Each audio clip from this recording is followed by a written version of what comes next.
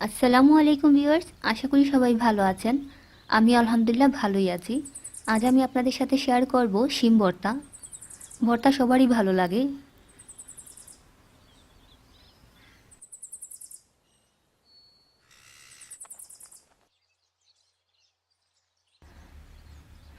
যদি আমার ভর্তা রেসিপিটা আপনাদের ভালো লেগে থাকে তাহলে অবশ্যই লাইক দিতে ভুলবেন না।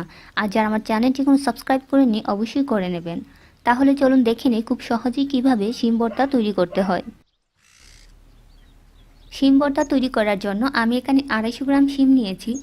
শিমটাকে ধুয়ে পরিষ্কার করে নিয়েছি। এর বোঁটাটা কিন্তু আমি ফেলে দেইনি। এবার এটাকে আমি সেদ্ধ করব। পর্যাপ্ত পরিমাণ পানি দিয়ে দিয়েছি, সাথে 1 চা চামচ লবণ দিয়ে দিয়েছি। এবার এটাকে ঢাকনা দিয়ে ঢেকে ফুল আঁচে শিমটাকে সেদ্ধ করে নেব।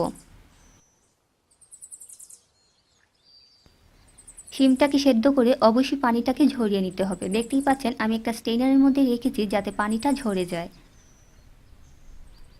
এবার আমি শিমের চারপাশের যে বুটাটা আছে সেটা ফেলে দেব।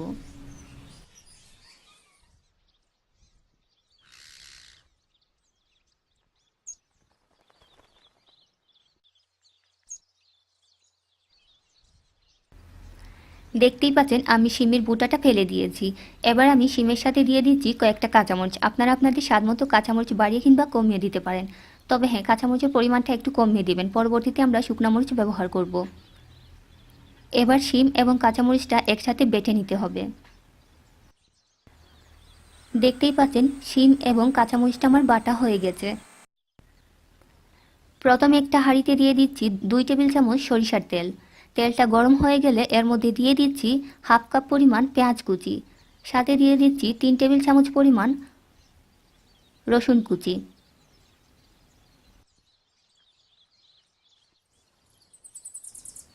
দিয়ে দিচ্ছি স্বাদ মতো লবণ।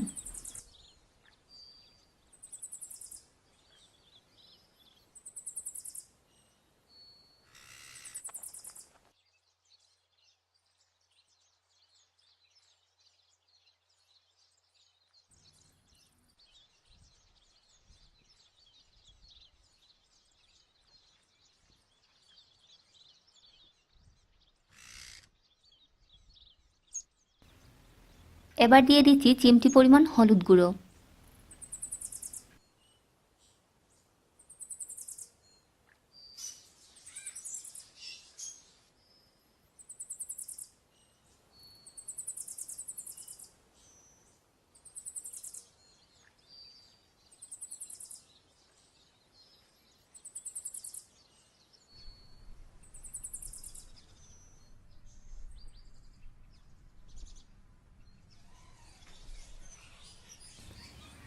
দেখতেই পাচ্ছেন পেঁয়াজ এবং রসুন দুইটা খুব ভালো করে ভাজা হয়ে গেছে। এবার আমি এর মধ্যে দিয়ে দিচ্ছি আগে থেকে বেটে রাখা শিম এবং কাঁচামরিচ। দিয়ে এটাকে খুব ভালো করে নাড়াচাড়া করতে হবে। এবার আমি এতে দিয়ে দিচ্ছি 1 চা চামচ পরিমাণ রেড চিলি ফ্লেক্স, সাথে দিয়ে দিচ্ছি 2 টেবিল চামচ পরিমাণ ধনিয়া পাতা কুচি, 1 টেবিল চামচ পরিমাণ সরিষার তেল। দিয়ে এটাকে খুব ভালো করে নাড়াচাড়া করতে হবে।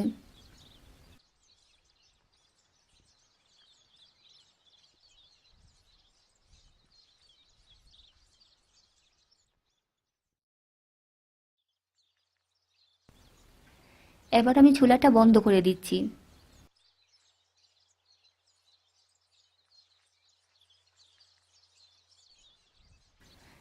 দেখলেন তো কত সহজে তৈরি হয়ে গেল শিম ভর্তা। আশা করি আমার রেসিপিটা আপনাদের ভালো লাগবে।